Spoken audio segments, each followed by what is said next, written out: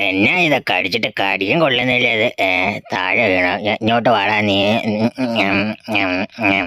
എന്നെ ഒറ്റൊരുത്തന്മാര് പിടിക്കല്, എനിക്ക് ഒരു കുഴപ്പമില്ല. ഞാൻ തന്നെ എന്റെ വീട്ടിൽ കയറി പോകും. അത് ശരി, ഇന്ന് വെള്ളം ഒടിച്ചിട്ടല്ലേ ഇങ്ങേര് കയറി വരുന്നത്? ഇങ്ങോട്ട് കയറി വരട്ടെന്ന് ശരിയാക്കി കൊടുക്കും ഞാൻ.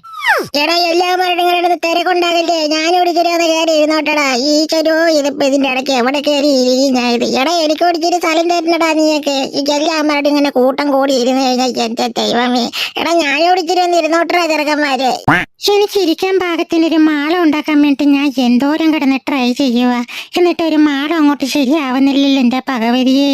എത്ര നേരമായിട്ട് എൻ്റെ ഊപ്പാട് വന്നോണ്ടിരിക്കുവായത്. ഒരു സൈഡിൽ നിന്ന് മണ്ണ് അപ്പുറത്തോട്ട് നീക്കിയിടാം, അപ്പോഴത്തേനും അപ്പുറത്ത് കയറി അതങ്ങ് കോനയാവും. പിന്നെ അവിടെ നിന്ന് ഇങ്ങോട്ട് നീക്കും, അപ്പം ഇപ്പുറത്ത് കോനയാവും. എന്തൊരു കട്ടപ്പാടായത് ഈ ചെരോ. ചേടാ, ഇന്നലത്തെ മഴയിൽ ഇവിടെ മൊത്തവും വെള്ളമായിട്ട് ഇവിടെ ചെളി പോലായില്ലേ. ഇനിയിപ്പോൾ എങ്ങനെ നമ്മൾ അപ്പുറത്തോട്ടൊന്ന് പോവും? ഇച്ചിരി നടന്നു കഴിഞ്ഞാൽ കറങ്ങി പോകാൻ പറ്റും, പക്ഷെ നടക്കാൻ ഞമ്മക്ക് വയ്യ. തൽക്കാലം ഇവിടെ തന്നെ നിൽക്കാം.